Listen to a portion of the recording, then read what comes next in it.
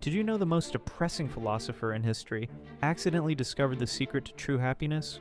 Arthur Schopenhauer was born into wealth but raised in misery. His father killed himself. His mother, a famous writer, cared more about her fancy dinner parties than her own son. She literally told him to stay away from her guests. These painful experiences led Arthur to a dark conclusion. Life is nothing but suffering. We suffer when we don't get what we want. We suffer from boredom when we do get it. He said humans are controlled by a blind force he called the will to live. Free will?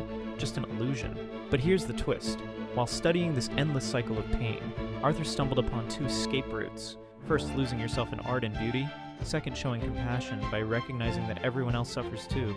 This pessimistic genius accidentally created the foundation for modern mindfulness and meditation. His ideas influenced Nietzsche, Freud, and Einstein. Sometimes understanding that life is hard is the first step to rising above it.